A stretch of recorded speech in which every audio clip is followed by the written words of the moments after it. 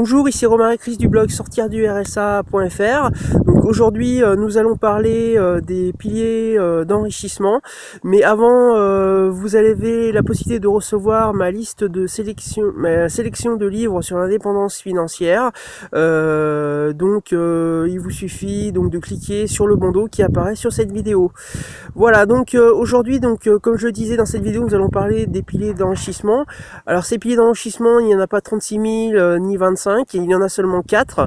Donc je vais vous les lister et vous faire un petit résumé de ces 4 là, hein, de ces 4 seuls d'ailleurs. Donc tout d'abord, vous avez la bourse. Donc la bourse, en fait, il y a deux moyens donc avec la bourse de s'enrichir. Il y a avec la stratégie des dividendes. Donc le principe, en fait, c'est d'acheter des actions à fort rendement. Vous pouvez commencer avec une centaine d'euros à acheter des actions. Donc vous achetez ces actions à fort rendement, vous attendez de toucher les dividendes et vous réinvestissez ces dividendes donc dans d'autres actions. Et avec ces nouveaux achats, vous allez recevoir de nouveaux dividendes et ainsi de suite. Et vous pouvez également donc continuer à investir financièrement un petit peu tous les mois ou lorsque vous le pouvez, donc afin de continuer à recevoir encore plus de dividendes. Donc ça, c'est la première stratégie avec la bourse. La deuxième, c'est avec le trading. Mais là, par contre, ce n'est pas conseillé pour les débutants puisque le trading est un petit peu plus compliqué. Et là, à ce moment-là, il faut bien se former donc pour réussir à s'enrichir. Ensuite, il vous faudra un capital plus important donc pour le trading. On va dire qu'il vous faudra environ 1000 euros de capital pour pouvoir commencer à trader. Alors que, comme je vous le disais juste avant, pour la stratégie dividende, une centaine d'euros pour pouvoir acheter ses premières actions, c'est tout à fait possible. Voilà, ensuite vous avez donc le deuxième pilier d'enrichissement qui est le blogging. Donc là, c'est tout simplement la création d'un blog. Donc là, c'est un des moyens d'enrichissement le moins coûteux, puisqu'avec une trentaine d'euros, cela vous suffira pour pouvoir acheter un hébergement, pour pouvoir héberger votre blog.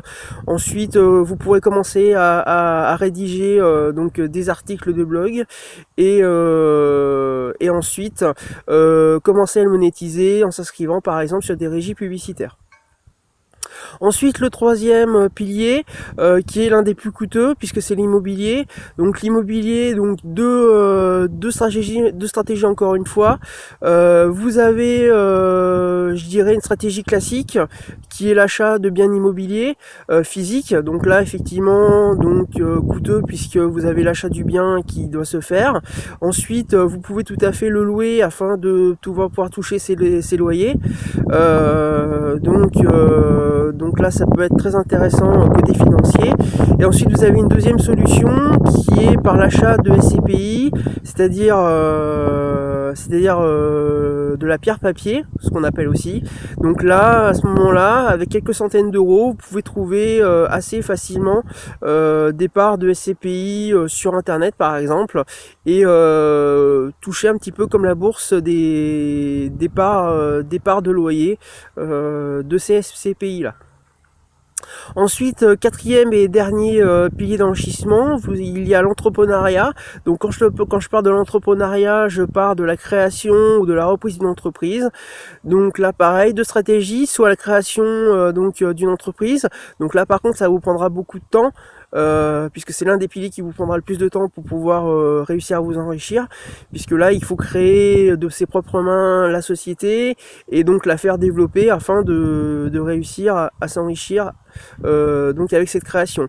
Vous avez également la reprise d'entreprise. Donc là, soit vous reprenez une entreprise qui est en bonne situation, en bonne santé financière, et là à ce moment-là eh bien ça peut encore une fois prendre un peu de temps, mais moins de temps que la création. Ou alors si vous avez l'âme d'un repreneur avec un sacré caractère, vous pouvez également reprendre des entreprises qui sont en mauvaise santé financière et la remonter financièrement afin de pouvoir toucher tout le bénéfice de vos efforts. Mais là attention par contre, parce que effectivement quand on reprend une entreprise, on reprend également paiement ses dettes. Donc là, à ce moment-là, vous vous endettez énormément, donc à bien faire attention.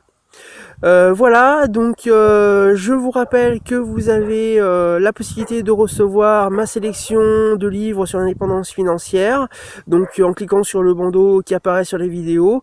N'oubliez pas également que vous pouvez vous abonner à la chaîne, donc avec le bouton s'abonner qui est en bas à droite, et également n'hésitez pas à laisser des commentaires sous cette vidéo, et également j'ai aussi besoin de votre suivi, donc n'hésitez pas, si vous avez aimé cette vidéo, à cliquer sur le pouce levé donc en dessous de la vidéo, toujours en bas à droite.